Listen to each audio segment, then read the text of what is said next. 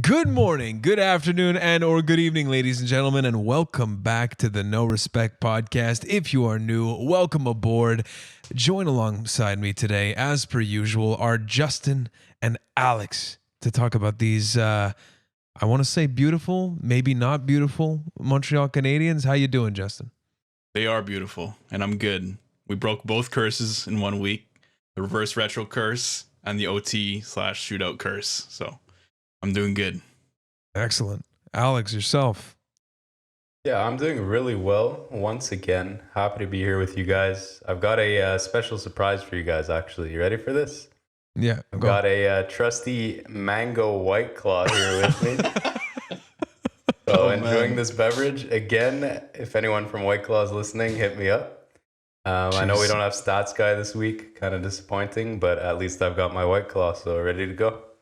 You're a lucky man, Alex. And yes, as Alex just mentioned, Stats Guy canceled on us again. So for those of you who were expecting mediocrity, well, you got even worse than mediocrity because he didn't even show up.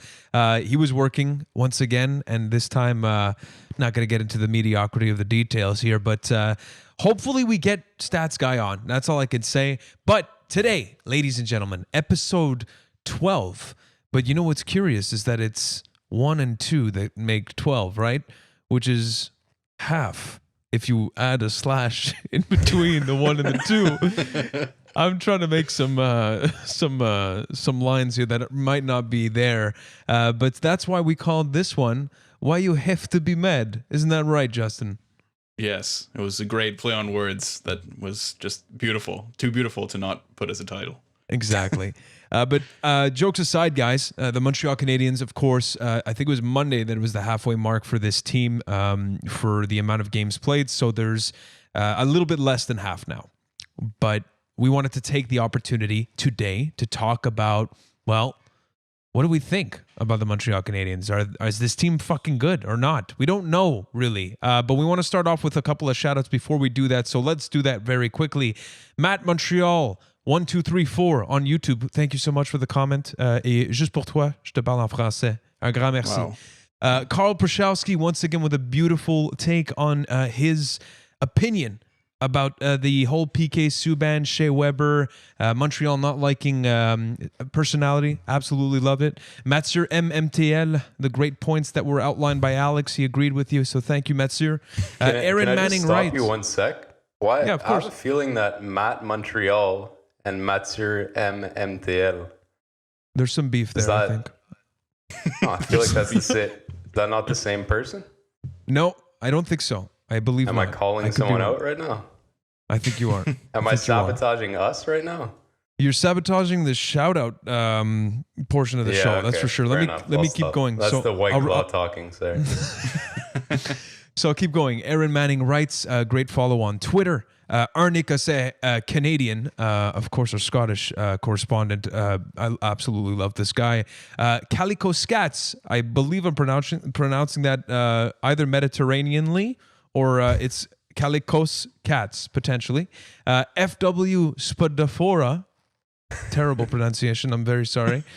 Max Russo for all the likes, Eli S82, Loco Laker 24, and the gentleman at Habs Unfiltered, Blaine, Treege, and Matt. I hope I pronounced that correctly for Treege. It's such a sick name. I believe I got that right. So great gym selfies if you guys want to follow that. But those are the shout outs. If we missed you, we'll get you next time. So again, make sure to like, comment, and all that good stuff so that we can pop up some names for next episode. But coming back to the goal of tonight's podcast, evaluation. We did one with Javier earlier on for the quarter mark. Now we're at the halfway mark, as we mentioned. And we just had a pretty, I don't want to say mediocre week, but it was kind of like a week where we still don't really know where the Habs lie.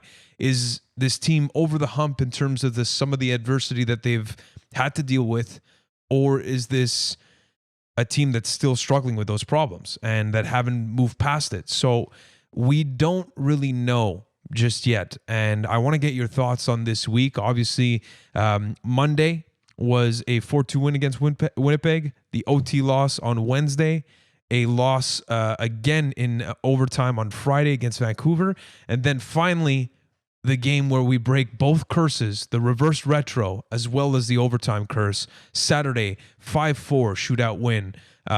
So yeah, Alex, let me start with you. What do you think about this week? And maybe you can get into some of the details about the Habs and if you think that they are starting to get over that hump. Yeah, it's funny the word you used, like you said, mediocre week for the Habs. And for me, it kind of felt like that too. But now looking at it, we got 6 points out of a possible 8, which on any given week, let's say we went 3-1, we'd be pretty happy with that, right? I think it's those overtime losses that just got so draining to watch this team lose over and over again in overtime that thank God they finally won Saturday. Overall, for me, my opinion of the team after this week, again, it's hard to say for sure where their level is, but maybe we finally found an accurate representation in that we're probably slightly better than Vancouver and somewhat even with Winnipeg. And that would put us between second and fourth in the division, let's say. I know Edmonton's been climbing, but realistically, they're probably overperforming right now with McDavid absolutely on fire. So yeah, I think we've probably found a level where we're middle of the pack in this division with the teams like Winnipeg, Vancouver, and Calgary who've been pretty bad, but realistically, they're probably at the same level as us as well. Pretty pleased with how the week went looking back at it. Obviously, it sucked with those 2 overtime losses, but it happens. It seemed like we had a better overtime plan last night. We created some decent chances. Those passes back to Price, while I understand why some fans might find that boring, it makes sense if you have one of the best puck handling goalies to use it. So yeah, pretty pleased with the week. And I think we can probably start classifying this team as a middle of the pack North Division team. Yeah, I agree that, I mean, people that are pissed about the week is probably just because of the kind of like heartbreaking overtime losses that we had 2 in a row, which I admit hurt, but both those games we did come back from. So it showed kind of our resilience to score those late goals and make it go to overtime. So I don't think those were necessarily points lost in those overtimes. It was more points gained. Like both those games, we could have ended up with 0 points. So the fact that we got 1 point in both those games ended up with 6 points out of possible to 8. Like I think it was a positive week for me. It showed more of our problems in overtime, but I mean that's something that like it's kind of a crapshoot any way you cut it. Like it's 3-on-3 overtime shootouts. It ends up on like a game of chances basically. So I agree with what you guys are saying. I might be a little optimistic, of course, as per usual when it comes to the Habs. I think that when I look at this team and that the fact that not everything has been kind of in sync at the same time. You know, at the start of the season, we had Carey Price that wasn't necessarily at the top of his game. He seems to be finding it recently, of course, since the coach has been fired, Stefan Wade for Sean Burke. We had Nick Suzuki at the beginning of the season that was tearing it up alongside Jesperi Kotkaniemi and even Philip Danault at the top of the season that were just all of the things were going. You know what I mean? That's one thing that I was attributing to maybe our success at the beginning. And I want to say that right now, yes, the Habs, I guess what you can say is that we're probably what you were considering, Alex, as a middle of the pack kind of top 4 in this North Division, probably going to make the playoffs. But what I will say is that I think we have the potential to be one of the top dogs in this division. And that's the part that is my optimistic side, is that I think if this team puts it all together, and this is what's going to make it for maybe the playoff push and surprising and getting hot at the right time, all of the things and the cliches that everybody says when it comes to the playoffs, I feel that this group has that potential more than a lot of people might think, just because of the performances recently, the 9 overtime losses, all of these things. Thank God that we didn't get to 10. But again, you know, like I just believe that this team, if they can put it together, like they did at the top of the season. Obviously, teams have adjusted, all of those things.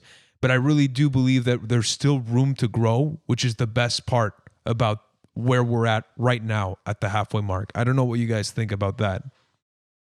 Yeah, I mean, I totally agree with what you said. Like, it kind of seemed like not. It's always been like a game of one part of our game is good and the other part seems to be not as good. Like in goaltending or offense comes, and we're really seeing. I mean, we're seeing more of the same now too. Like we're still kind of struggling in one area and then having another area that's better and that's saving us kind of.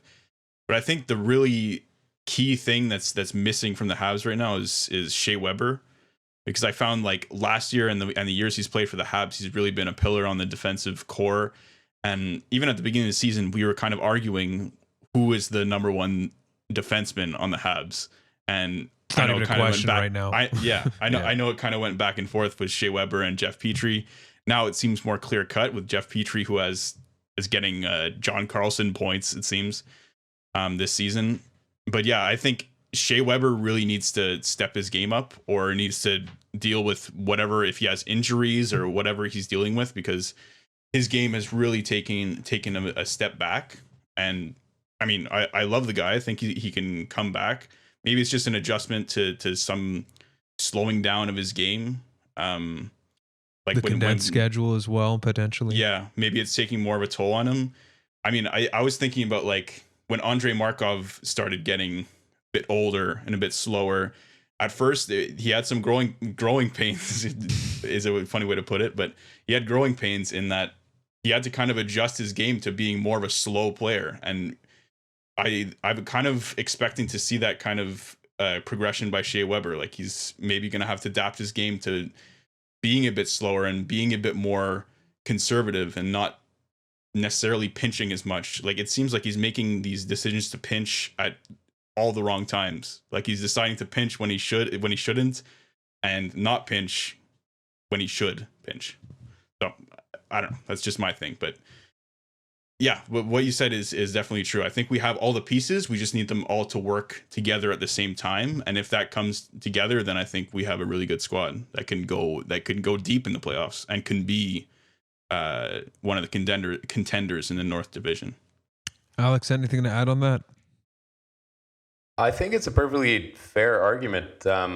I agree that obviously if everything on this team clicks at the same time, then yeah, we'll be competing for sure. But I think it's very rare for a hockey team to have everyone click at the same time.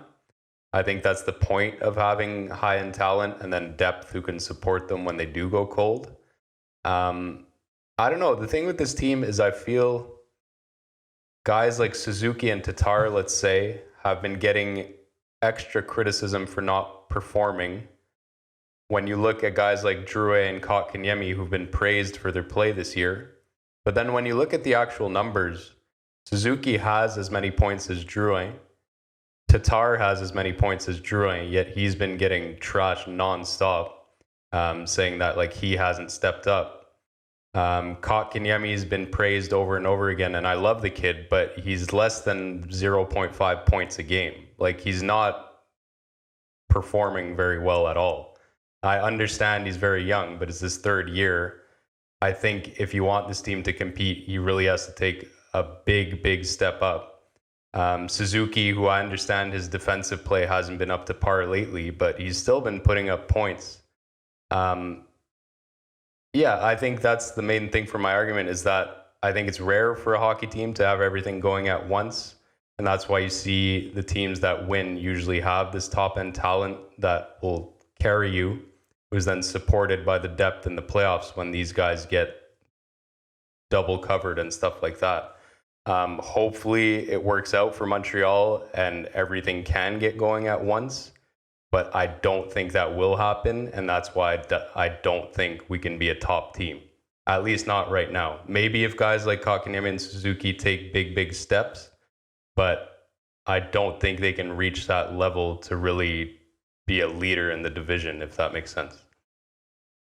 Sorry, go ahead. No, you go first. You always give it up, so you can. Well, Alex, I'm curious here because I didn't think that you were one of those guys that looks at stats to like kind of paint a full picture, and that's what I feel like you're doing right now. Because you look at Nick Suzuki recently, and the difference between maybe he's been getting some points here on secondary assists, but I think we can all agree that the best center as of late between the two has been Jesperi Kotkaniemi, and might not have been putting up the points that you want a number 1C, which is one of the problems that we're talking about. But I just feel like you're completely you if you isolate the numbers, kind of this is one of the spicy conversations that we had yesterday with Habs Twitter when you tweeted. I'll say that Justin was the author of this tweet for Carey Price. That yes, Carey Price let in 4 goals on 16 shots. What kind of shots were they? You know what I mean? There's an argument to be made is that if Jesperi Kotkaniemi is driving the play, not necessarily getting the production, and then Nick Suzuki is getting a secondary assist like Thomas Vanek used to when he was doing absolutely nothing, but just because he was on the ice with maybe some other players, like he just got that secondary assist and makes it look like he's driving play, finishing his checks, all of those things. And when I look at Jonathan Drouin, he's been, regardless of the point totals, he's been a different player for this team. Don't you think? I fully agree. Drouin's been good, but I don't think Tatar's been bad. And Suzuki, I don't know if it's the best example after last week when he had that huge game-tying goal and then the first goal last night to kick things off. For sure. He definitely played better this week. I'd fully get your argument. I'm not necessarily saying Kotkaniemi's been bad. I don't see currently, after Kotkaniemi's so-called increased play, that even if all the centers pick it up now, that we have the ability to be a dominant team, right? Like if this is next level for Kotkaniemi, let's say, and I fully agree he's been playing very well, but I don't think with the remaining time left in this year that he can kick it up even another notch and another notch to really make this team that much of a powerhouse, let's say, right? You're saying in the long run or in the short term? In the short term, like for this year and the playoffs this year, let's say. I think that these players who have taken steps, or let's say Suzuki who's regressed recently, that even if Suzuki picks his play back up, even if Kotkaniemi continues and even gets slightly better,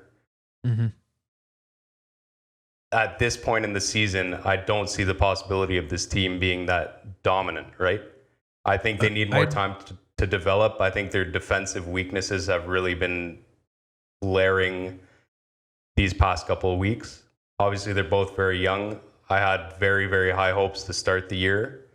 I'm not trying to trash them like it's normal for young players, but I don't think we have enough time for them to develop this year to really be a top team in the division.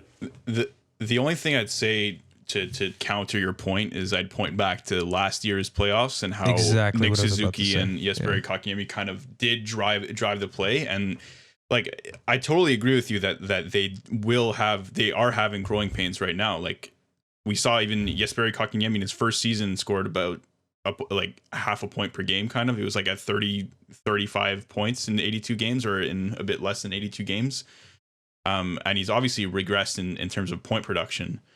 But I mean, what I'm seeing is just is positive in terms of development. But I do kind of agree that they're not like the 1-2 centers that will dominate a division right now. But I'm seeing like good positive things during this season that is positive for the future, at least. But I don't think that we should count them out and say that they can't become those types of players sooner rather than later, because we have seen those kind of sparks in the past and even in the present. Like we've seen Jesperi Kotkaniemi dominate at times, like on the power play in the past couple of weeks, and in driving the play when he was playing with Drouin and Anderson. And we've seen the same thing copier-coller with fucking Nick Suzuki as well. So it's kind of like, I think Nick Suzuki's kind of in a sophomore slump, and it's obviously growing pains, and we're going to see better for them in the next year, 2 years, 3 years for sure.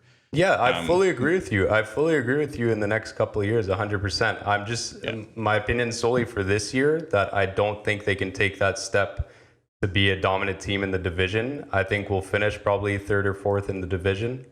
Kotkaniemi, I agree he's been playing well, but I don't think we can really say stuff like dominant on the power play. Like, he has 4 goals on the year. I understand he's been playing well, but at the end of the day, like Mackie, I do look at stats. Obviously, yeah, I'm not one of those people who just paints my whole picture with stats, but you still have to score to win hockey games, and he has 4 goals. I'm not trying to say that Kotkaniemi sucks or anything, but I just don't think you're being realistic. That we I understand. have the ability this year to really have them lead us to glory, let's say. We'll see. Well, that's where I hope they that's do. where I hope they yeah. do, 100%. Yeah. I'd be fully celebrating if they did, but I just don't see it. Yeah, that's fully fair. And again, ladies and gentlemen, if you have anything to add on to this, it'd be great to come back to this with more ammunition against Alex for next time. But this brings me to the question. I think we kind of answered this. Is that, why will the Habs make the playoffs, and why would the Habs not make the playoffs? And we touched on this, I think, with the fact that for you, Alex, it's Nick Suzuki and Jesperi Kotkaniemi not necessarily being able to this year necessarily to take that next step to be a dominant team and contend. So that's a fair. I don't know if there's anything else for you that would make that the Habs don't make the playoffs. Let's start there, and we can finish off with why the Habs could make the playoffs. No, I don't think that Montreal won't make the playoffs. Double negative there, but yeah, I think Montreal will make the playoffs. I don't see them catching Toronto, so I see them finishing anywhere between second and fourth. I think it'll be tight between all the teams there, but I'm not too worried about Montreal slipping out of a playoff spot. We've seen most of the games this week where we've outshot the other team, probably deserved the win in most of them. If we can figure out these OT issues, we'd have a few more points. So I'm not too concerned there. Players like Toffoli, Anderson have been playing well. If guys step up, I'm not too concerned about that. And Price, again, I was harsh on Price a couple of weeks ago, but like I said, he's going to have good stretches, and he's had a really good stretch recently. So yeah, if he can keep it up, I'm not concerned. Justin, what about you? Any case to make it that the Habs don't make the playoffs? Yeah, like Alex, I'm not super concerned about the Habs right now. I think that our goaltending is good. Our scoring is relatively good. This week we scored quite a few goals, so I'm not too concerned about that right at this second. The place that I think could bite us in the ass is on defense, since, like we said, Shea Weber hasn't been playing great, and he has been a pillar in the past, and he needs to play well for our defense to actually be effective as a unit. Obviously, Ben Sherratt, as we've said, he hasn't played the best hockey this season, but he still eats up a lot of minutes, and he plays on the PK, he plays everywhere basically except for the power play. So losing him for about 6 to 8 weeks is gonna hurt if we don't have a Victor Mete or potentially Xavier Ouellet who come in and can step up and can fill a role for him. So that's where I see that's where I've been seeing that there is some problems on defense. Like, we've seen some defensive lapses from some of these defenders that have caused goals against. And if we don't clean those up and we don't have a solid defensive unit, then that can be something that would keep us out of a playoff spot potentially, because it's a really fucking close race. Like sixth place is what, like 3-4 points behind fourth place, and even first place is like 5 points ahead of the Habs, or even less. So yeah, it's a really tight race, and every game is a 4-point game. So if you don't have good defense, and there's a lot of firepower in this division, so that's something that could concern me.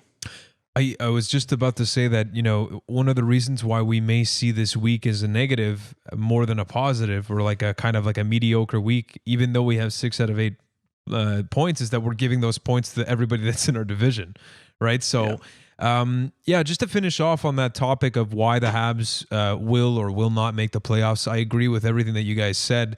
For me, the key piece here, I think, is this line that's been going that help us that helped us get back into the game yesterday, and that's been just solid, back to what they used to be. And it's the Phil Danault, Thomas Tatar, and Brendan Gallagher line. Because again, we spoke about this at the top of the season, or not at the top of the season, but when the struggles of the Montreal Canadiens started, that this is a group that needs a foundational kind of line that's going to be that rock, right? And we didn't have that. We kind of had these ups and downs of one line that showed up, and then there was nights where all 3 or 4 lines didn't show up. So for me, that's going to be the key. And if they don't continue, I could potentially see the Habs, because of the things that you guys outlined with our young centers in Kotkaniemi and Nick Suzuki, potentially taking a step back here. That could be the only reason why we don't make it, is that all 3 centers basically disappear, or at least when I say Danault, it's all 3 of them, but Danault is the starting point for me. So that's the only way I see that the Habs don't make the playoffs. I still believe that we could catch up to Toronto if we put it all together, but the likelihood, like you said, Alex, even though your video is all fucked up right now, I understand where you're coming from. So anyways, let's move on, because we have Marc Bergevin, who came out this week, and since we're on the topic of being, we have Alex back on camera. He's got a beautiful smile, that GQ smile of his. Since we're on the topic of playoffs, Marc Bergevin addressed the media, talking a little bit about everything, but more specifically, let's get into some of his quotes, or the spark notes, if you may, of this presser that are interesting to acquisitions. So at the end of the day, with this presser, you shouldn't expect any significant movement ahead of the April 12th trade deadline. One of the quotes is, "If the opportunity presents itself to go out and get something that I'm convinced will help the team, I'm going to look at it." That's the classic Bergevin type of answer there. People have always wanted us to spend to the salary cap, and we did it, but for the right reasons. It's tougher and tougher to add to your team. You really have to be creative, which we can be, but we were just 30,000 below the cap on Monday. It's tough to manage. And then lastly, in terms of Ben Sherratt and how that might impact some of the acquisitions, Ben's not going to be out long term. He'll be back. We said 6 to 8 weeks. It's probably going to be closer to 6, hopefully. And again, that makes that his cap will remain on this team, and therefore it complicates the fact that we thought Matthias Ekholm might be a Hab last week. So I don't know what you guys think, because Marc Bergevin, in the past, we all know, is great at giving pressers that are extremely vague, that keep you in the dark, and then he pops up with a Thomas Vanek or an Andreas Martinson and Dwight King acquisition. Who the fuck knows at the trade deadline for the playoffs? So, or a Shea Weber. Yeah, that was the biggest, of course. But more specifically for the trade deadline here, right before the playoffs, what do you guys expect to happen realistically? Justin, let's start with you. I definitely think we might see a return of Dwight King on the Habs. Please no. No, more seriously, I don't think it's going to be a big acquisition at the trade deadline. We might acquire like a depth defenseman. There's been talk about Luke Glendening or some other kinds of players like that. Like, I don't think something big's going to happen, because we don't have the cap space unless we can get rid of some smaller contract. Like I don't really want to get rid of these contracts, but potentially like a Lehkonen, Armia, or Byron, those kind of like $3 million range that we can actually acquire a kind of defenseman that's more expensive, I guess. And I'm talking about defenseman because that's where I think that we would need to add, and I think you guys probably agree. But yeah, I don't think anything big is going to happen. I don't think Bergevin should make anything big happen, because we are kind of a middling team. So, like, we shouldn't really sell the farm or sell the prospects to get some big game-changing player or game-changing rental. So yeah, I don't think much is going to happen. Going to be a quiet deadline, I think, for the Habs. Alex? Yeah, I agree with Justin. I'm not expecting too much. I'm not exactly sure how the COVID rules are affecting the trade deadline. Like, do we know if players have to quarantine if they are acquired by Yeah, a they do. Canadian team? Yeah. Yeah, they do. So That's I feel like the other that'll complicated probably thing. play into it a bit depending on our position in the division at the deadline. Like, if we're still fourth, let's say, and the team behind us is close, do we want to take the risk of having whoever we acquire quarantine for 2 weeks? I don't know if it's worth it. Yeah. I Especially if you're mean, not in a playoff spot. Yeah, exactly. The only big move I could see would be, like Justin said, it'd be a defenseman, and the only realistic one I see is Ekholm. Again, I don't know if it's actually realistic, but I think the media is doing their job well to get me hyped up about that. But yeah, I think my take on it is that not much is going to happen. If we do acquire someone, it'll be just a small piece for the sole reason that Bergevin likes making deals. Yeah, I'm going to name off a few different players here. I'm not going to go through the whole TSN trade bait list, but maybe I will. Matthias Ekholm is number one. Another one is David Savard. Oh, wow. Number one. Yeah. He's number one. Ooh. Yeah. David Savard, Ricard Raquel from Anaheim. Oh. Taylor Hall with Buffalo's. Jesus Christ. I'm surprised Taylor Hall is not number one, or Ricard Raquel. I guess they're like less of a, it's like not as sure as a thing. The thing about Matthias Ekholm is that he has 1 year left and he's a great fucking defenseman. So it's not like a rental. It's a pure rent. Well, it's not. What do you mean? It's not a pure rental is the exact point, is that this is adding value over and above. You can re-sign after, yeah, okay. No, he has another year. Yeah, exactly. You're locking him in. Oh, sorry. I thought you meant this is last year. Okay. No. He has an extra year after this one, so you're glad getting. we cleared this up. Thank you. Yeah, there we go. But I'm trying to look at, again, it's kind of weird because, like you guys, the quarantine aspect of things makes that this is much more complicated, and I don't see anything happening with a team with regards to like trading within the division. You know what I mean? Like, I don't see like the Habs going out and acquiring number 11 on this trade bait list, which is Tanner Pearson from Vancouver. You know what I mean? Like, it'd be weird. Good chemistry with Toffoli, though.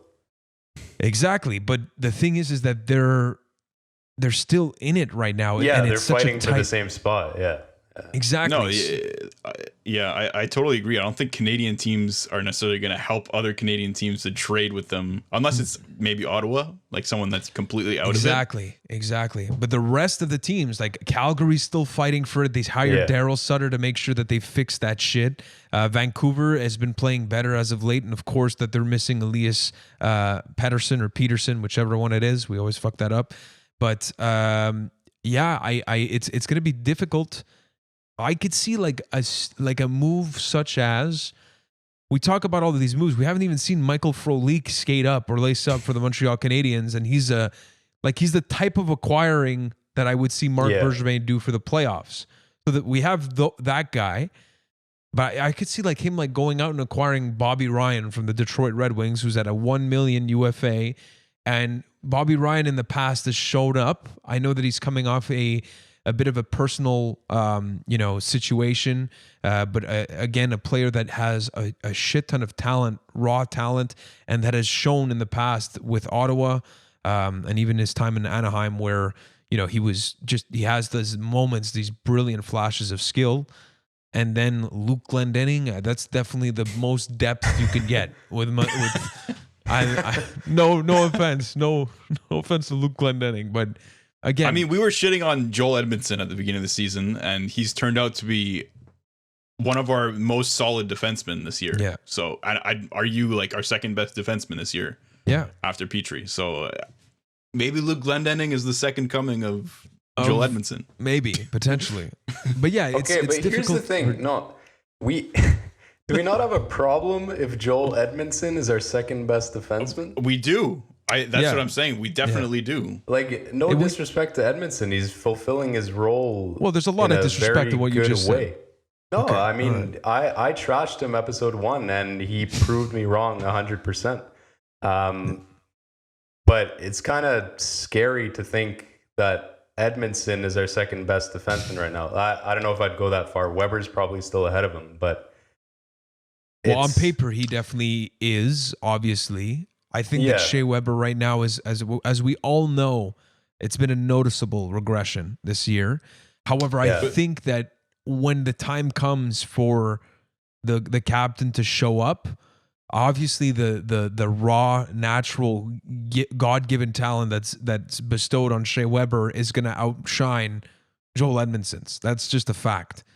But I do agree that you need that to be the case, and another positive that we would need to kind of solidify this group, which is something that we weren't expecting this much of a regression from that part, right? And I guess Romanov, I hate saying Romanov, but Romanov, we had such high hopes at the start of the year. And again, he's not playing badly, but I know he's a rookie. He hasn't taken that step that we expected of him. And I think maybe we had way too high hopes to start the year. I remember after those breakaway passes, consecutive breakaway passes in the first two games there, I was overhyping him like crazy, and it's normal that he's regressed a bit. But I won't say disappointing, but I think our expectations of him were too high, and maybe management thought he would be a bigger piece in the defense, and they wouldn't be stuck having this issue right now. Ben Sherratt as well. Well, I think after the injury, I don't know if we've played better with another defenseman stepping in instead of him. So hopefully he comes back to normal once he returns from his injury. But maybe Bergevin does make a move for a defenseman after watching how they've performed these past few weeks and even months. Yeah, for sure. And to your point, like 3 minutes ago when you said that it's a problem that Joel Edmondson's our second best defenseman, like it's obviously something we weren't expecting. When we were in the playoffs last year, there was a thing on Sportsnet, they were calling the Ben Sherratt, Shea Weber, and Jeff Petrie the Trident, and they're like the most solid defensive trio in the league, it seemed, as far as they were concerned. So, I mean, when those guys didn't step up this season, other than Jeff Petrie, then obviously it's a problem. Like we didn't have those three guys that were actually our solid defenders. So yes, it's a problem. But if those guys were playing as they did last season, and we had a Joel Edmondson kind of player that is playing just solid hockey, like nothing too flashy, but nothing like risky or anything like that, just good defensive hockey, it's a great defense score. So it's kind of a thing, like I don't know why these players aren't playing up to where they were last year, but I don't think it's I don't think it's necessarily a problem, just because I know that these players do have it in them to play that way. Coming back to what you were saying, they were comparing them to the specific the big three, which was Robinson, Savard, and Lapointe. And this was Ben Sherratt, Shea Weber, and Jeff Petrie. So it's a little bit of an overreach, of course. But I do agree that when we look at the fact that Joel Edmondson has been our second best defenseman, arguably, it's because we've seen a regression from Shea Weber and Ben Sherratt. And a lot of people are still asking the question. Now Ben is out, right? My big Ben. He's out for 6 to 8 weeks, and we can't necessarily evaluate what that duo would do, but we were all questioning, why are they still together? Why not have maybe two mobile defensemen be with both Ben and Shea, right? So we don't know if that can be fixed maybe once the playoffs come and he's healthy, but that would be a big thing if we could solve that. Again, that's coming back to what we were saying at the top of the show, at least I was saying at the top of the show, is that if we figured these things out that come back to a little bit about what we were before this season and piece it all together with the new acquisitions and all of that, it could be great for this team. But yeah, that's it for the Marc Bergevin presser. We obviously went on a couple of tangents here, but since we're at the halfway mark, we've evaluated the Habs. Let's take a look maybe at the league as a whole. Starting off with maybe the North Division and some of the surprises that you guys have seen, play themselves out from the beginning of the season. Alex, let's start with you. I think no team in particular has really surprised me too much. What surprised me the most is just how even the division has been as a whole. Like, it's so tight from 1 through 6. Basically, it's only Ottawa who's out of it. I definitely thought there'd be a bigger gap between 1, 2, 3, let's say Toronto, Montreal, Calgary, and the rest of the teams. But everything's been really tight. I guess that's what happens when you're playing the same teams over and over again. It's harder to really build those gaps because you're playing less bad teams, if that makes sense. I guess if I had to pick one team that's been a disappointment, and not that I really care, but Calgary's underperformed. It doesn't bother me if Calgary's bad, but I guess I was expecting more from them. Maybe Toronto, to be honest, I was actually expecting better from them at this point. If there was one team I would have picked to run away with it, it would have been Toronto, but they always find a way to disappoint their fans. So, yeah, I mean, overall, I'm just surprised at how tight it is, and it's nice. It makes things exciting. It'll be tight until the last day of the season, I'm sure. So it'll be fun to watch for the rest of the year. Justin?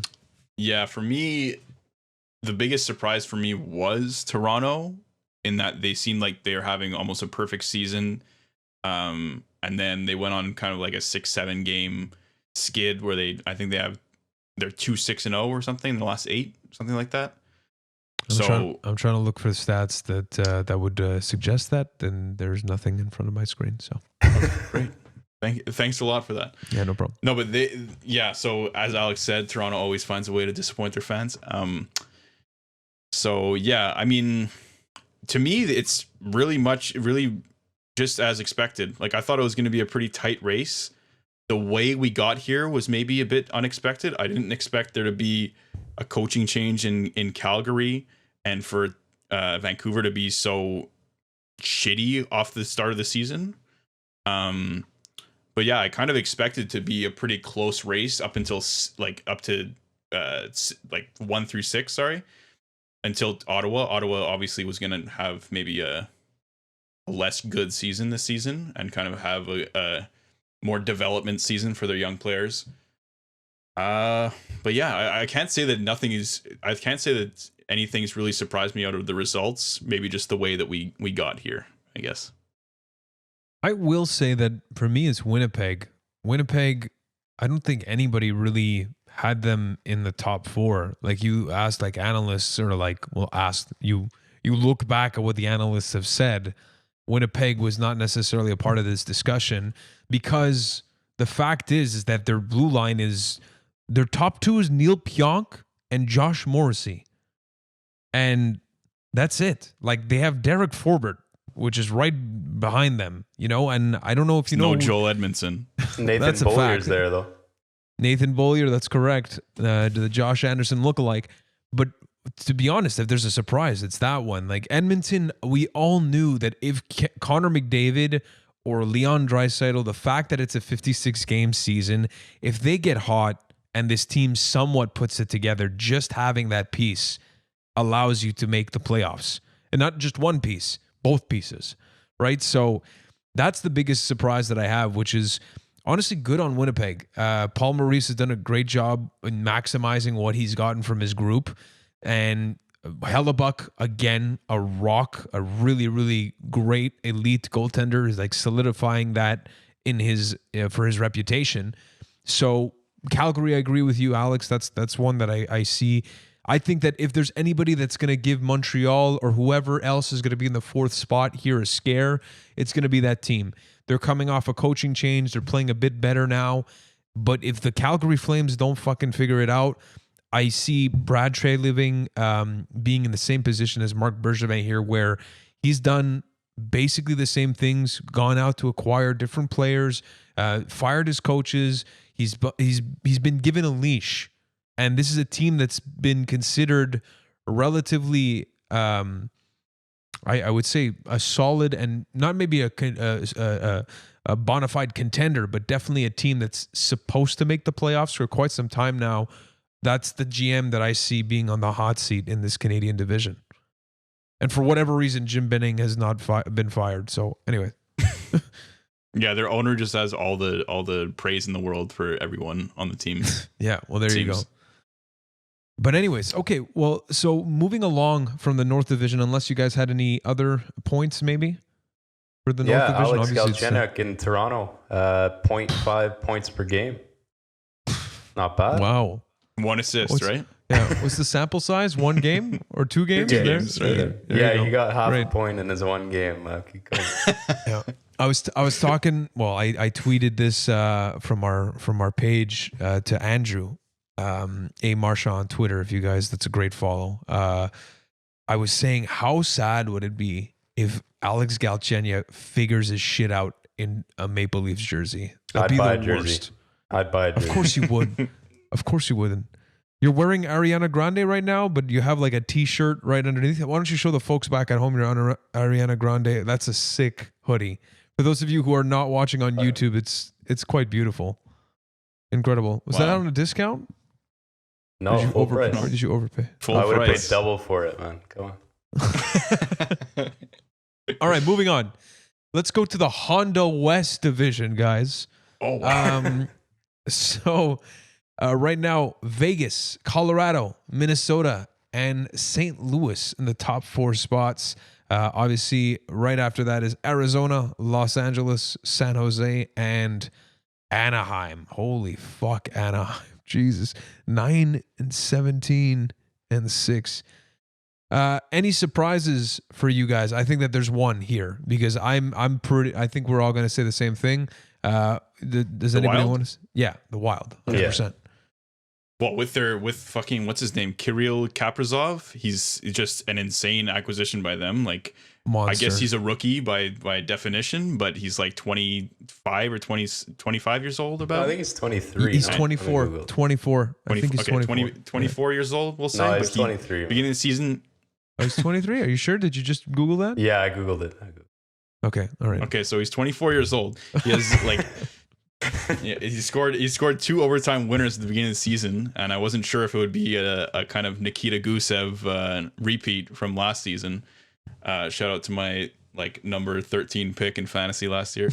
But yeah, no, he's been killing it. He's probably going to win the Calder this year, unless maybe Stutzle does something crazy in the back end of the season.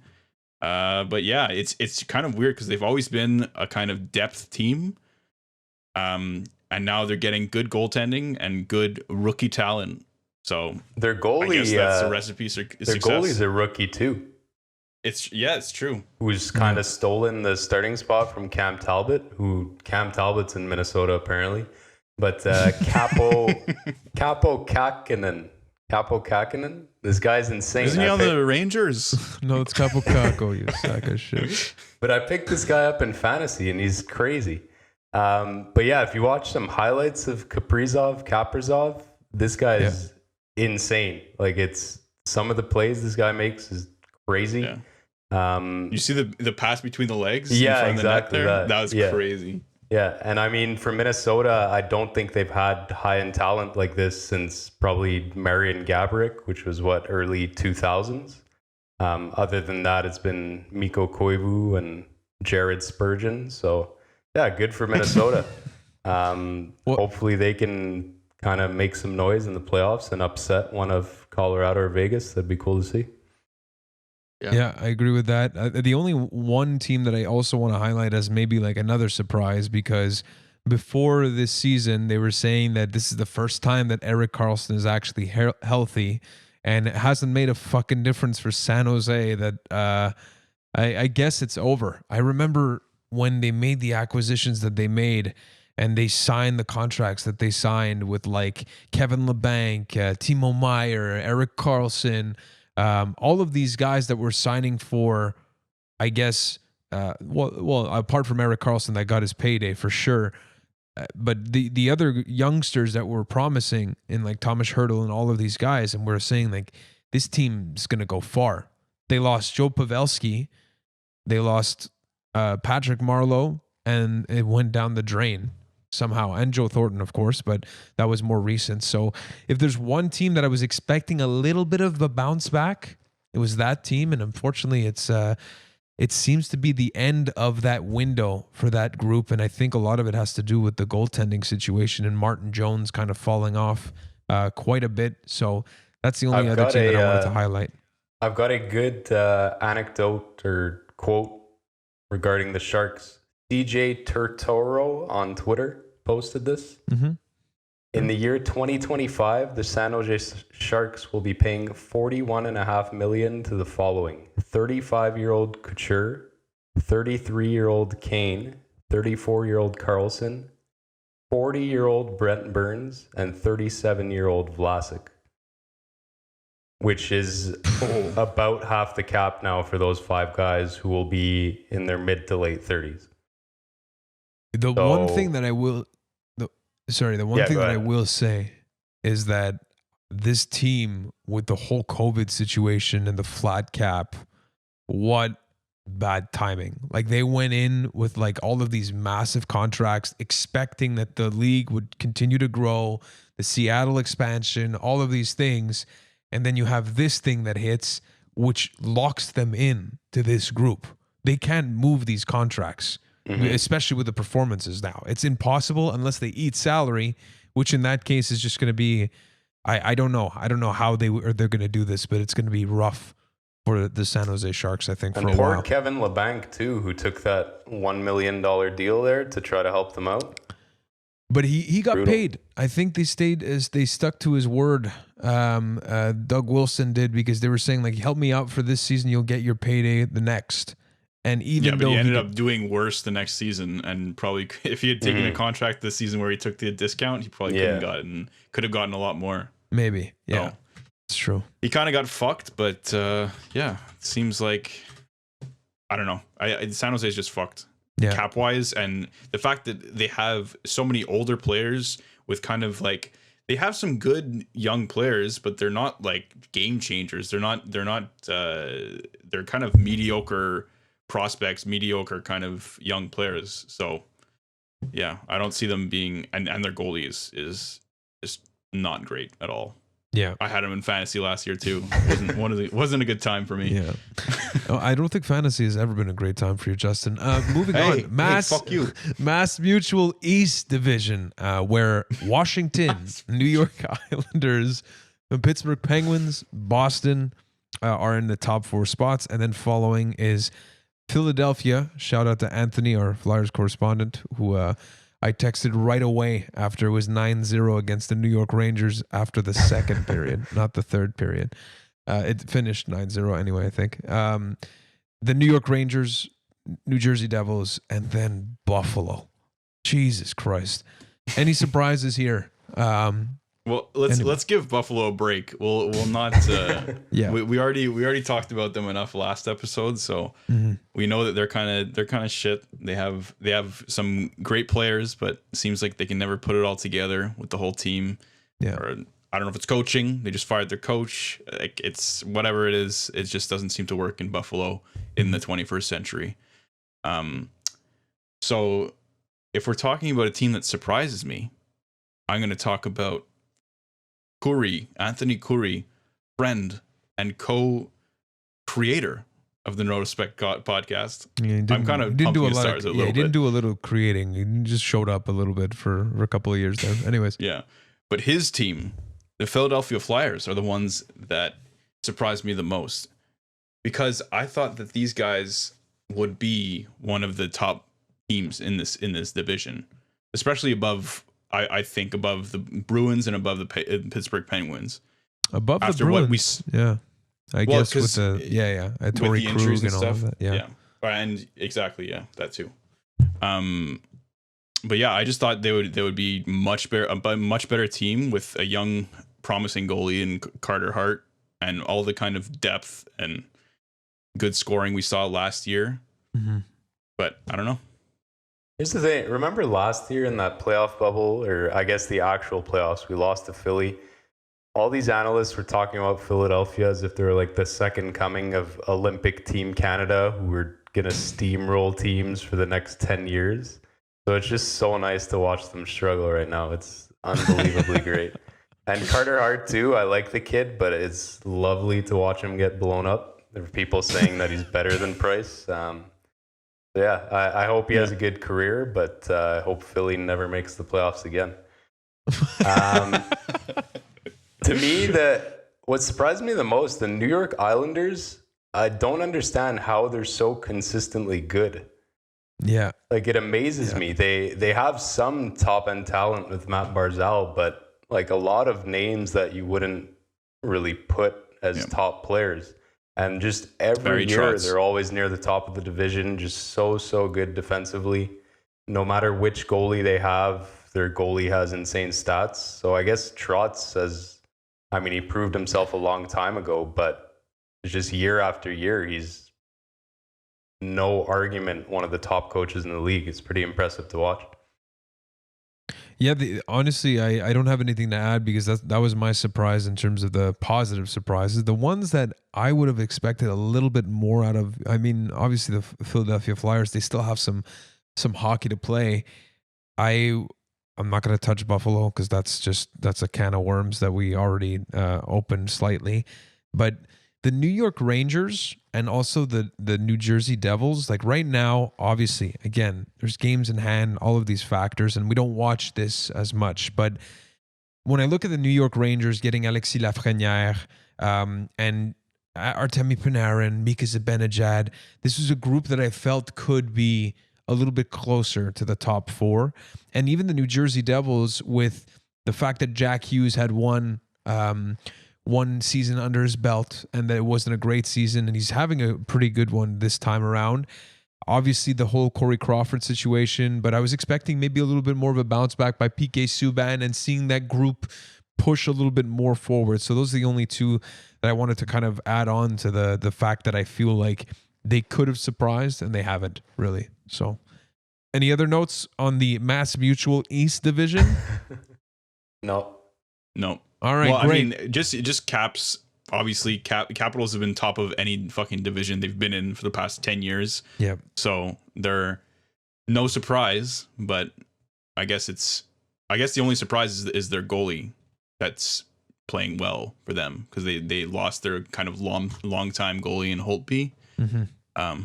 But yeah, and they were supposed to get Henrik Lundqvist, and of course he went through a successful heart surgery. That's a quick update that we haven't mentioned. So I don't know when he'll be back, but I know that I saw some stuff on Twitter, basically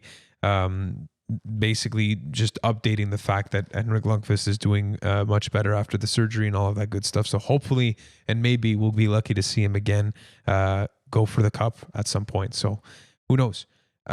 Moving on, Discover Central Division. Here we go. If you guys don't know Discover, that's I don't know Discover. Is that a card? What is that? I think it's a credit card. Yeah, it's a credit card. Anyways, no, it's much more inferior than Mass Mutual, of course. But Tampa Bay at the number one spot. No surprise there. But then we keep going. Florida Panthers, the Carolina Hurricanes, Columbus Blue Jackets, Chicago, Dallas, Nashville, and Detroit. Surprises, Alex. I don't know. It's a tough one. I guess Florida, positive surprise. It's nice to see them finally putting it together. I think we've been saying for 5 years now that Florida should be finishing higher than they are. So happy for them. I guess negative surprise, Dallas. Obviously, they were Stanley Cup finalists last year. They do have quite a few games in hand, but still it's strange to see them at the bottom. I know they have some pretty big injury issues, particularly Bishop, Tyler Seguin. But yeah, I don't know. I would have said Tampa, Carolina, top of that division for sure. And yeah, I guess Dallas would be the most surprising, but overall, nothing too outstanding in this division. Justin? Yeah, I kind of agree. Well, I think, I don't know. Like, I would have thought the Predators would be a bit better than they have been. But yeah, obviously Florida is really a lot better than they were. And it's good to see because they have like such good talent in Alexander Barkov, Jonathan Huberdeau. And Aaron Ekblad is having a great season this season. He's putting up more points than he has in the rest of his career almost. So that's great to see if you're a Florida Panthers fan. I don't know if there's many of them out there, but yeah. Other than that, what you guys said, I have nothing more to add. I was going to say that in Dallas's defense, actually, Alex, is that I think because of the COVID situation, they have quite a few games in hand, 5 games in hand in comparison to Columbus and Chicago. But they're still batting .500. Like they have 27 points in 27 games. Granted. But all I'm saying is you look at the goal differential for Columbus. I know that's not the best kind of like indicator of the team, but it goes to show you that I feel that there's a potential for Dallas to climb up this ladder quite quickly. And I'm kind of surprised to see Chicago up there out of all the teams, because this is a group that we know is kind of locked in, somewhat like the San Jose Sharks, but this was done quite a while ago. Where with 3 cups to show for it. Yeah, for sure. Exactly. So Stan Bowman locking in, all of the guys. Seabrook, who's now retired. I don't think we mentioned that on the podcast, but he called it quits because he no longer had anything basically left in the tank. He had some injury with, I believe, his back or something like that. I could be misquoting what I remember here. But that's one thing that was a huge contract. Duncan Keith, of course, who's up there, almost 40 years old. Patrick Kane, who's still lighting it up, so there's nothing to be said there. But Jonathan Toews kind of taking a step back in what we knew this player to be, and that whole group, which was just electric. But yeah, so Chicago is a little bit of surprise there. But yeah, that's pretty much it for the Discover Central division. One thing, Columbus, Patrick Laine has been not good at all, and I think there's been some friction with Tortorella. At the start of his stint in Columbus, Laine's stint in Columbus, he got benched. Then he's getting some pretty low ice time, not getting much OT power play deployment. Pretty crazy. I know my opinion on that Pierre-Luc Dubois Laine trade was I 100% thought the Laine side won. But PLD, I think, has as many points as him in 8 games less or 6 games less. Looked really good the games I saw Montreal against Winnipeg. I know Tortorella's had some issues with star players, and all the good players leave Columbus. So I would not be surprised to see Laine walk as soon as he can. But pretty crazy how lacking his performance has been in Columbus. Well, I think both sides of those trades are a bit disappointed. Like I think Pierre-Luc Dubois, even him, like, he's not producing as much as maybe we thought he would. He's almost at a point a game, man. Come on. Yeah. I don't know. No, he's not. Yeah. What are you talking about? Yeah, he is. I don't know. Wait, what am I talking about? I don't know what you're talking about, but I don't think it's Pierre-Luc Dubois. I'm taking a look here. Because are you taking into account his stats in Columbus? I mean, he's doing all right. He has 13 points in 21 games. Yeah, but that's including his time in Columbus. Okay, so? What do you mean so? I was just talking specifically about his new team. Yeah, that's the whole point. He's doing okay. Okay, fine. He's doing okay. No, good for you guys. That's a huge factor. But not just points-wise. He looked really, really good the games I saw. I mean, big body, good chemistry with, was he playing with Scheifele and Wheeler? Okay, no? I'm way off then. I think it was Scheifele Wheeler. But, no, I mean, he looked like a good two-way centerman who can help offensively, whereas Laine, who's known to be just a scorer, hasn't even been scoring, so... Yeah. Something just to add on top of that, this won't be a fuck up. Jack Roslovic has 20 points in 25 games for Columbus. So that's a little glimmer of hope for that trade, because that guy yeah, who knew that he'd be the big piece of that trade? Yeah. No, I feel like Roslovic knew.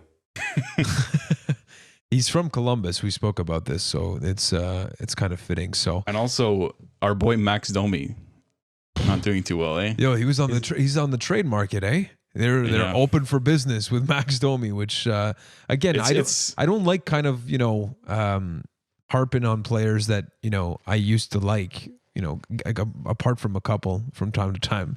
But no, but Max Domi, I feel, was such an electric player here when he got.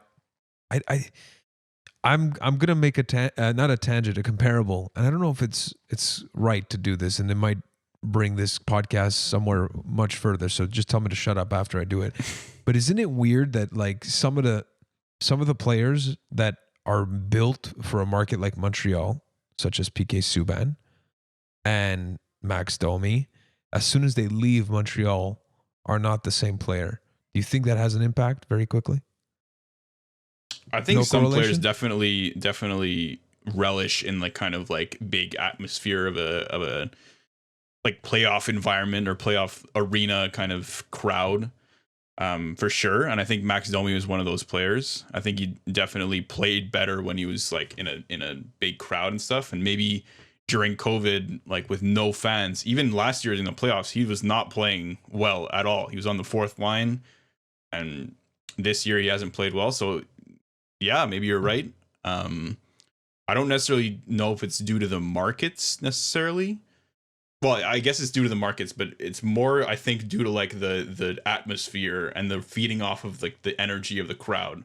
So maybe these are emotional players. Yeah. Yeah, exactly. Like play better in high intensity, maybe not high intensity, but just high emotion, kind of high atmosphere crowds and games. Mm-hmm. Alex, anything to add there? Do you think so? I think it's fair to say, I wouldn't say specifically Montreal, but I think there are players who thrive off the atmosphere, exactly like Justin said. Subban had some really good seasons in Nashville, who seemed to have a pretty hyped up crowd and good atmosphere there. I could definitely see that. I'd agree with you guys 100%. Phenomenal. I'm glad to hear it. Keeping on here, we're gonna wrap up here with the league, around the league news. We're gonna talk very quickly about the Laval Rocket, Le Rocket de Laval, where Paling is doing pretty well. I've seen a couple of highlights, including a couple of I don't want to say ping pong. What's the thing where you go like this? Pong. Not ping pong. What's the thing? Pinball goal there off the Toronto Marlies. That was one of it. But he seems to be a player that I've watched their highlights, and he seems to be coming back to a little bit of that espoir that we had at the beginning when looking at this prospect that kind of dipped when he came to the Montreal Canadiens. So wanted to highlight his performance. So if anybody has more intel on what they've seen on Paling, please let us know. And then after that, I don't know if there's anything else that you guys wanted to say for Ryan Paling.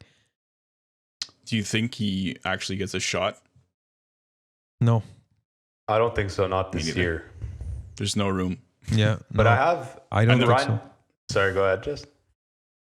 I just think if there's no injuries, I don't think he gets a shot, because we have players that could fill that position at center. Like we could just put Paul Byron at fourth line center if someone goes down like that. And I don't think he makes that much of an impact that we'd have him replace like a 1 or 2 center, or 1, 2 or 3 center. Like he's only going to replace the Jake Evans slot there. And I've even heard, like I haven't watched many Rocket games, but I've heard that if we were to call up a center, it would be Lucas Vejdemo, or I don't know how the fuck you say his name. Lukas, that guy. Vejdemo. Yeah. Okay. Yeah. So apparently he's like the up and coming kind of. Well, he's like the most NHL ready. Promising kind of Laval Rocket center at this point. I read that too. Yeah, I've seen a little bit of his highlights, and I've always liked it's almost, I don't want to say the Lars Eller build really, but it's just like a reliable center that has speed, size, and that is responsible defensively. I don't think he's as offensive as a Lars Eller, which is the main difference, but as a shutdown, you mean cup winning goal scoring Lars Eller? Yeah. Oh, what a enigma. Anyway, Lucas Vejdemo might be the guy that they bring up if they need. I agree with that. But anything else to add on? Yeah, Ryan Paling. One thing I want to paraphrase something he said It's after getting his late. first game where he had the hat trick there. He said, "Don't expect this from me every night." And I think myself and a lot of people got way too hyped after that and the World Juniors performance, expecting this guy to be a big offensive player for this team. I think realistically, if we had looked at it in a very, like a more fair, critical way, we've always known this is a guy who we can probably expect to be a third or fourth line guy, hopefully a very solid third line center for this team. And these are the type of players that take longer to develop. Obviously, he didn't perform up to expectations with that stint in Montreal. Was it last year or the year before where he played 20 or so games? Yeah, it was last year. But Sure. I think the expectations were just way too high for this guy. And so it's nice to see him now get a chance with Joël Bouchard and Laval, who's been doing wonders with young kids, apparently. That's a kind of weird sentence, but but yeah, hopefully Paling gets the time to develop. I think he had 10 or 11 points in 13 games. And hopefully he gets his shot either next year in a couple of years and gets to solidify maybe a third or fourth line role with the team. It's big shoes to fill if Phil Dano walks after this season. That's one thing where if that happens, man, and Nick Suzuki and Kotkaniemi don't take that next step soon, that's the one thing that, the leverage still remains in Phil Dano's hands when it comes to that. So I'll move on to... Sorry, I'm going to cut you off once again. Go ahead. Phil Dano, I want to touch on. I saw a great meme, the surprise Pikachu meme for Phil Dano. I haven't seen this. Let me make sure I word this right. Yeah, so it's Phil Dano. So last year, like Phil Dano, we would say was our first line center, right? But you'd have all these critical fans saying, "Oh, Phil Dano is actually a third line center." And then this year, when Phil Dano performs like a third line center and puts up third line center points, it's surprise Pikachu. So I don't know what people want with Phil Dano. Obviously, I overhyped Phil Dano, but realistically, he's a second, third line guy on a good team. He has 15 points now in 31 games, so he's been playing better. And hopefully we can keep him for a lower price after he messed up his negotiations. And he can fill an important role on this team. Oh, I like what you did no there. pun intended. No there. pun, What you did. Yeah. Jordan Harris gonna walk ? Is the other note that I have. And when will Caulfield sign? Alex, I guarantee you wrote this, so please, why don't you lead us off here? So Jordan Harris's NCAA season's done, so he's officially eligible to be signed. But if he decides to play another year in the NCAA, he's a UFA. So he could play his last year, get his diploma, his degree, and he'd be a UFA. So do you guys think he's going to sign, or is he going to play out his last year and go wherever he wants? He's from Boston, so if there's anything that'd be a big betrayal. Well, I mean, it'd be a big betrayal, but it'd be the biggest loyalty thing to the Bruins if he were to do that. I don't think that's going to happen. I think realistically that this guy's going to sign. I don't think that's going to happen whatsoever.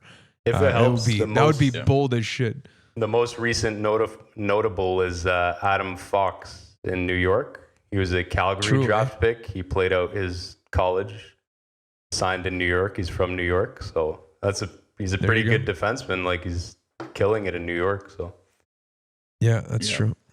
I don't think he would. I think Montreal is a good enough place to play that you wouldn't necessarily do that.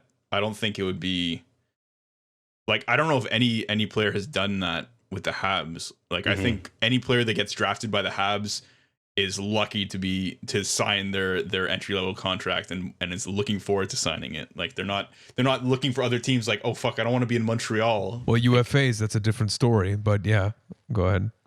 Well, what do you mean?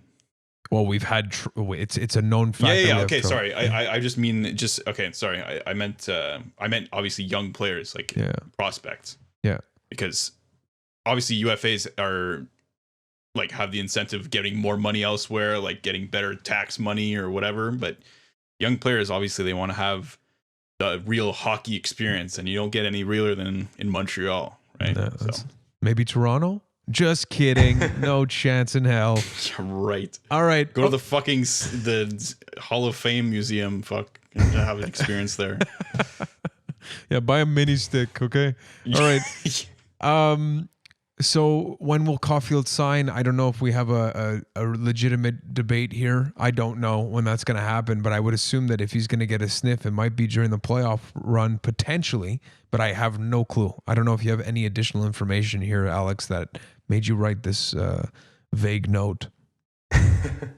No specific information, but Wisconsin just got seeded for, I guess, the other NCAA tournament, like Frozen Four, is it called? I don't know. It's very confusing how their whole system works, but he was just in a tournament that they lost, and now they got seeded as one of the number one seeds in another tournament. So he still has a few weeks to go before he's eligible to be signed. I'm assuming he'll be signed right after that happens. Montreal is going to want to show that they're dedicated, that they're willing to burn a year of his contract, and yeah, I could see him getting some shots in the regular season if we have any injuries or anything. But yeah, like you said, I think playoffs is most realistic. Yeah, Martin Frolik in shambles. Another player hopping above him on the depth chart there. You know what's crazy though is that Frolik has been the absolute consummate professional through this whole thing. Not always, but I saw a lot of people saying that he's almost always doing extra time on the ice even after people have left, and it's this not is a guy paying that off hasn't. For him. Jesus Christ, rough. But he has. I do respect the fact that this is a guy that's just been really patient, and who knows, maybe this is a guy that's gonna help us lift the cup over our shoulders potentially as a group. But didn't yeah, he win? He won a cup. No, he won a cup in. Wasn't he with the cup? Blackhawks? Yeah, I think that's what I thought. so. Michael Frolik. So imagine if Montreal wins, Shea Weber lifts the cup, and he passes it to Martin Frolik as number 2. Martin? It's Michael. Is it Martin? Yeah, it's Michael.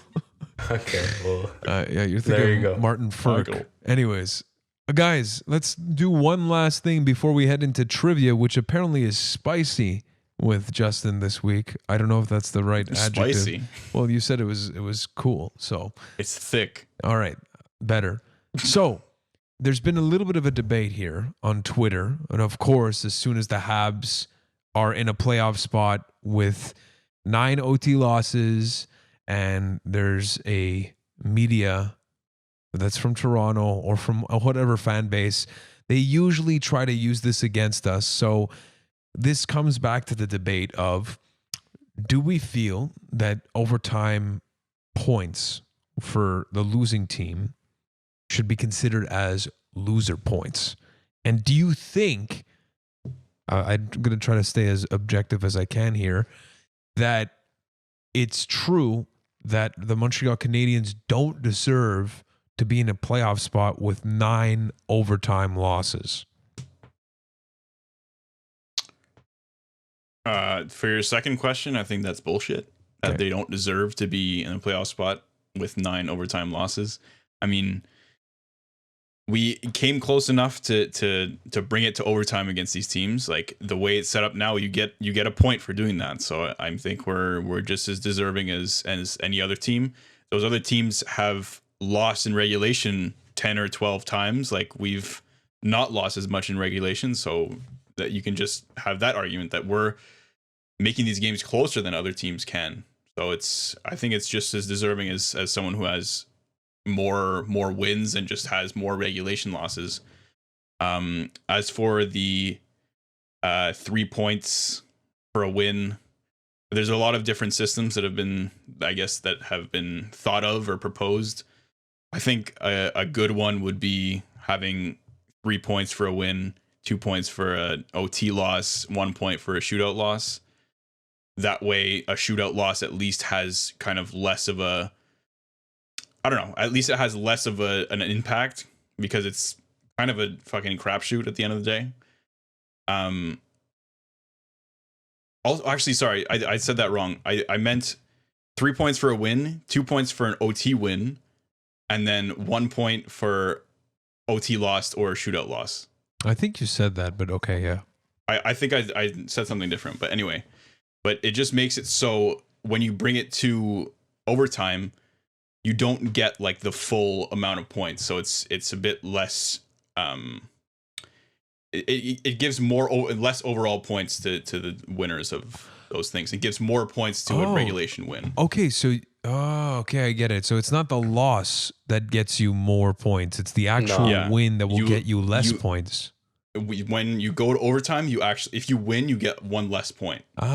Interesting. So there's a few different systems that they have in, I guess, in maybe some other leagues or in different sports that I don't even know if the NHL is actually looking at them, or it's just kind of beat reporters that are going off on their Twitter pages on these things. But yeah, some interesting things to think about. What do you think, Alex?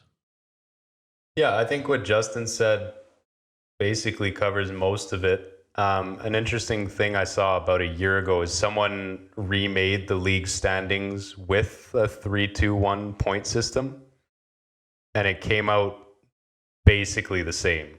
Like, there's not that big a difference. Obviously, there's outliers like Montreal this year losing 9, but I think if the point system was different, Montreal probably doesn't lose 9 overtime games. Like, I think they tackle the overtime differently. Yeah, obviously, if you know the points system's different, you're going to play it differently, right? But if you can get to OT and you're guaranteed the point, and at most you get 2 points for winning it, I don't know. I think it's like, you can't blame Montreal for how they've gone about their overtimes. They've done nothing wrong. Basically, they've just been losing them all. Like Justin said, it's good on Montreal to be able to keep the games close and get to overtime. The amount of comeback wins that have been, exactly. pretty impressive from our side. I think Justin covered it all. Basically, it's just the reporters looking for something to talk about. Yeah, but I do see that there could be some kind of reorganization in terms of the value. I could get behind that. I find it interesting that it has to do with the fact that Montreal has 9 OT losses and it's all of a sudden a debate. So just kind of like a little bit of the cross-checking thing at the beginning of the season with the Toronto Maple Leafs. I find it kind of curious. That's all I'll say. I mean, this type of thing comes up almost every year. Whenever some team has a lot of overtime losses or something, or just loser points in general, there's always a debate like, oh, should loser points be put in place? But at the end of the day, the NHL decided to stop having ties, and this is the way like that it makes the most sense. Like, they decided to have this OT and shootout kind of shit show that obviously this year for the Habs is not working out well, but 3-on-3 overtime and shootout are kind of, rap shoots in general. Yeah. So, but the thing is that you're still going to have loser points. You're just going to have them in a different way, right? Or the whole thing is to eliminate the point for the loss and just give it to the win. Yeah, you give more value to a regulation win, and if you go to overtime, like, you get less for a win, and for a loss you still get a point, I guess. So only you 3 still points get a are point. given out. You still get a point, so then the loser point still remains. Yes, but the whole idea of it is any game only gives away 3 points in total. Yeah. So it's either 3 points to one team, 0 for the other, or 2 points to one team, 1 for the other. I see. So it's, instead of having these like weird these games where like one team gets 2 points, one gets 1 point, and it's unbalanced from like a regulation win where only 2 points are given out and the other team gets 0. The idea is to get weird, but like the end of games to be more exciting for a team to go for the win in regulation. But what annoys me about it is, I kind of like the idea, but with the current system, like, it's funny how it's brought up when Montreal have lost 9 in OT, but I think Edmonton are like 8-0 in OT. There's no incentive for Edmonton to try to win a game in the last 5 minutes when they can go to overtime, put McDavid and Draisaitl on the ice, and win. Yeah, like it. And win. And especially the one thing that I just want to add to that is that it's not something that you're going to find in the playoffs, and for it to become something that's so important, let's say for getting to the playoffs, for me, that's something that you need to put into consideration. Yeah, it's interesting stuff. It'd be cool to kind of go over like the numbers of these different systems and see like how the standings would change and which teams would be kind of fucked over by the system. I think Montreal obviously this season would kind of not benefit from this type of that type of system. But as you said, even with Edmonton, like if they were getting less points for their overtime wins, like that would have a huge effect on theirs. The thing as is, well. two teams would play differently if the system was different. Montreal would go for the regulation win if it was more valuable, right? So it's like there's no fair comparison to be made until the change is actually implemented. You can't say, oh, Montreal wouldn't have made the playoffs. Yeah, that's true. They wouldn't have played for overtime, right? Yeah. You might see like teams pulling their goalie to win to win in regulation, you know? Yeah. Anyway. Well, ladies and gentlemen, if you have any thoughts on this whole loser point, 3 points for regulation, all of that good stuff, please let us know. We want to know so that we can come back to it potentially on our podcast. But if not, let's move into trivia with Justin. Justin, what do you have for us before we get into the next week for these beautiful Montreal Canadiens? Okay, so this week I actually have 4 questions. Oh my God. Ooh. 4 whole questions, because last week was such a shit show. I decided to actually prepare some questions this time instead of doing it last minute. Beautiful. So this week, I don't know if you heard about it. I forgot to talk about it during the Cole Caulfield segment. But Cole Caulfield and Jordan Harris were both in the running for the Hobey Baker Award, which is like the best college prospect in the NCAA. So yeah, my question for you is, in the same theme, which of the following players, this is a multiple choice by the way, which of the following players did not win the Hobey Baker Award? And this is so A, Johnny Gaudreau, B, Adam Gaudette, C, Jimmy Vesey, D, Patrick Kane, or E, Jack Eichel? I know that they said something about Adam Gaudette the other day, and I think that they said that he won. So you're asking who did not? I said who did not win. So is it only one? My answer is It's only one.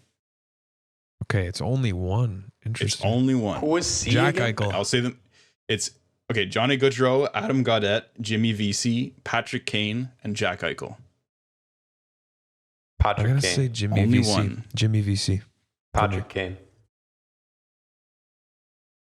Alex got it. Patrick Kane did not Yeah. win it. Yeah. Wow. No, he did not. I don't even know he played in the NCAA because I just Me threw neither. that name in. Me neither. So I just. But No, he yeah, played, if you listen, Patrick Kane played for the London Knights. Oh, that okay. So it's just a trick question. I thought that he was in the NCAA program. Fuck you. get fucked, bud. All right. Jesus. And if you listen closely to the broadcast, they talked a long time about how Adam Gaudette and Jimmy Vesey had won the Hobey Baker Award. So I was listening to the game on TVA at one point, so fuck me. All right. So okay. that's it.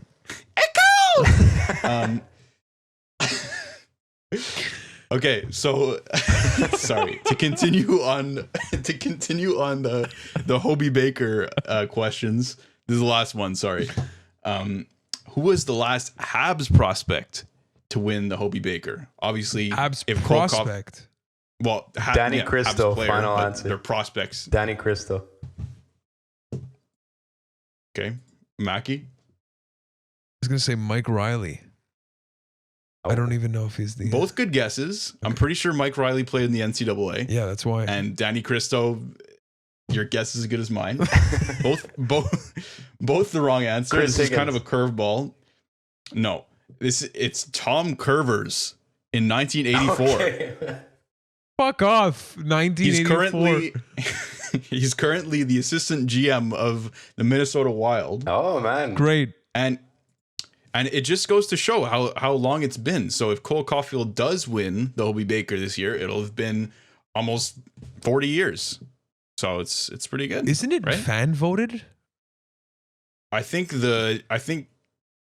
no. If it is, it's only like a small percentage. It's like 10% of it or something. Yeah. Okay, because right now I think it's Dylan Holloway that's like leading the charge, regardless of the fact that Cole Caulfield should evidently be the top. But I think it's a lock for Cole Caulfield. We'll see. I'm not sure. Yeah, we'll see. Anyways, moving on. What was his name? What was it? Curvers? Tom Curvers. Tom Curvers. I'll remember that Assistant General Manager to Bill Guerin. Of the Minnesota Wild. Okay, all right. Okay, interesting. Of course. Okay, so this is kind of going to the North Division talk from this episode. This is Scotia North Division, by the way. Okay, fuck up. If the season ended today, the Habs would be playing the Toronto Maple Leafs in the playoffs, right? Yes. When was the last time Toronto and Montreal faced each other in the playoffs? When were the Leafs I'll ever tell you right now, enough? it was before all of us were born. Yeah, I know. I knew that. I don't know the exact date. I'm just looking for the year. I know. 1989. Okay. 1989 is what you said? Yeah. I'm going to say 1977. Oh, that's close. It was 1978-79. Oh, man. And it was a complete 4-0 random guess. Yeah. And it was a 4-0 Habs win. Like a sweep. Yeah. Wow. Sweep. Fuck.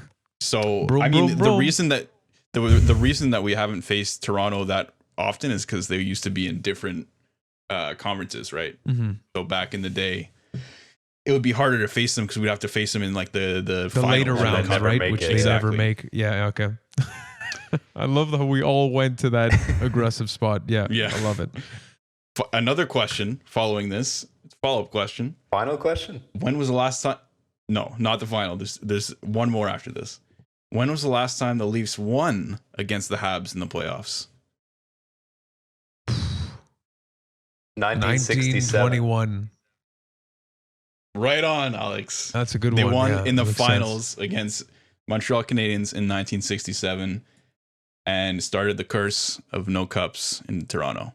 He beat us once. No. Is it interesting, no? Yeah, that is interesting. This is great, man. Okay. Yeah. So last question. It's about McDavid and the points race. So right now McDavid has 60 points in 34 games. And I did the math for what he would be on pace for in an 82 game season. He'd be on pace for 144 points. That's insane. Eye emoji. Yeah. So my question to you is, who is the last player to score more than 144 points in one season in the NHL? Mario Lemieux. It has to be Wayne Gretzky or Mario Lemieux, someone like that. Okay, well, I'm looking for one answer, please. So Alex said Mario Lemieux. I say Wayne final answer. I say Wayne Gretzky. Wayne Gretzky. Okay, so it's not Wayne Gretzky. Good answer, but he's a bit older at this point. It was Mario Lemieux, 160 points in 1995-96, and I would have also accepted Jaromir Jagr. That was my next guess, actually. He scored 149 points in the same season in 95-96. That's nuts. So if McDavid manages to get 100, well, I mean, he won't manage to get that much, but if he does, maybe he will stay on this pace. I mean, okay, maybe he will. But if he does, that'll be pretty crazy. It hasn't been done in about 25 years. Well, I mean, with the last one that was a complete outlier in terms of just like a sheer dominance of the league was Nikita Kucherov with like 121 points not too long ago, if I'm not mistaken, right? I think it was even 126, no? Yeah, there you go. Yeah, that's something fucked. That was insane. But that was, yeah. And everybody was just like, there's no chance. Like, that was crazy, and he did it. So and remember when Jamie Benn won the fucking, what's it called? What's the trophy for the most points? Art Ross. he won the Art Ross with like 82 points or something, or like 89 points. Yeah, I remember that was that was when like when Carey Price was at his best too, when like goaltending. Yeah, that's true. He had a huge impact on that. No, I'm just saying that's when the goaltending was like really, really insane back in the day. And they started making the pads smaller, and they started all these things. Anyways, that's it for trivia. Thanks for playing. Hey, thanks for being prepared this time. That was great. Hey, you know what? Sometimes it's shit, sometimes it's good. You don't know what you're gonna get. So, well, there you have it. Let's move into the last segment of this show for you today, which is upcoming games for the Montreal Canadiens. So let's take a look. Monday against Edmonton, Wednesday against Edmonton, Friday against Edmonton, and then Sunday against Ottawa. So a pretty oily week for the Montreal Canadiens. What do you guys think about this test this following week for the Montreal Canadiens? Alex? I'm trying to think of oil puns. I think there will be a lot of drills in practice this week on how to contain McDavid and Draisaitl. And I mean, we have some good players in the pipeline that I think can outscore Edmonton's depth. I need a third one here. Go on, help me. You're adding gas to the fire. There you go. Yeah, I don't know. I think it'll be. I say we go 500 this week, 2-2. We beat Ottawa. We go 2-1 against Edmonton. I think McDavid will continue his hot streak, but we'll be able to stop him at least a bit. And I think our goaltending is better than Edmonton's. So yeah, 2-1 against Edmonton, and we'll beat Ottawa. Justin. I think we're gonna be I don't know. 2-1-1 for me. I think they're gonna be high scoring games against Edmonton because they have so much firepower. But we have some firepower too. And as you said, Alex, they have not so great goaltending these days. Yeah, I think our defense might get torn apart by McDavid and Draisaitl, which is kind of concerning. I'm kind of scared. Hope it won't happen. But yeah, I think we'll come out on top, win 2 in Edmonton, lose 1 to Edmonton, and 3-1. We're gonna win my against math Ottawa, was wrong too, eh? Yeah. I think I said 500, then I said 2-1, and then beat Ottawa. So 3-1. Go ahead, Maki. 3-1. Yeah, 3-1 is for me as well. All right, guys, it's my turn to be optimistic. 4-0 this week. That's my take, and the reason why is that I just want that to happen. I just want it to be the start of the Montreal Canadiens that just string along some wins. I think this is a big week. Obviously, it's probably going to be closer to what you guys are saying, which is 3-1. But I want to have a 4-0 week very badly. We're going to be going up against Toronto relatively soon, which is obviously a team that's going to present a challenge. And if we want to go up to the race, I think this week with Nick Suzuki being the player that he's coming back to a little bit, Phil Deneau performing the way that he is with Gallagher and Tatar, I'm going to look back at what this team did at the beginning of the season against these top-heavy teams and beat you with depth. I feel like we have the pieces to do that against Edmonton, and for that reason, 4-0. I have a question. Sure. What do you think happens if it goes to overtime against Edmonton? Big win, obviously. It's done now. Now we don't lose anything. Even though that on paper, there's literally no chance that we should win against Edmonton in overtime or in shootout. The Habs, they've crossed the milestone. That's turned a new leaf. Sorry, yeah, exactly. But yeah, no, I think we could probably lose, to be fairly honest, if we go to overtime. More likely than not, but again, 4-0. But it would have been really bad if we didn't win. If we didn't win against Vancouver in the shootout there, and then we got the next overtime against Edmonton, like undefeated in overtime. Yeah. Yeah. would have been bad. Yeah, I agree. Think. I agree. So it's good we got the monkey off our back there, I think. Yeah, we saw Carey Price do that. So, anyways, guys, I think that about does it for today's show. A relatively long one. We talked about a few different things and covered the league a little bit more in depth since we're at the halfway mark for episode 12. Why you have to be mad. But guys, just again, a huge thank you. In a week, we already reached another milestone, which is 600 followers on Twitter. So a huge thank you to you all. It's been great being able to interact with you all this season, and it's been something new to us. As we mentioned, for those of you who may be new, this has all been a process of kind of taking things a little bit more seriously and more consistently. So we really appreciate you guys interacting with us. And if you consider following, subscribing, all of that good stuff, whether it be on YouTube, the podcasts on Spotify or Apple Podcasts, whatever it may be, that really means a lot to us. So if you consider that, thank you so much. If not, if you're enjoying the content, regardless, God bless you. And that's it for me. I don't know if you guys have any other notes. Your voice is failing you, Maki. Yeah. Now I'm losing it. Yeah, 100%. I'm very thirsty. I'm parched is the great word here. How a white So claw. Alex, yeah, I wish. I wish. No, parting notes. Pretty crazy that we're halfway through the year. Pretty pleased that we've been able to keep this up an episode every week. It's been really fun. Like you said, everyone who's listening, thank you very much. I know it might be a struggle sometimes, and at least for me, I'm pretty new to this, so I apologize if I stumble over my words sometimes, but thank you for listening, and it's fun to just do this with my good friends. Yeah, it's great to have you. And yeah, I definitely fuck up my words a lot too, so don't worry about that.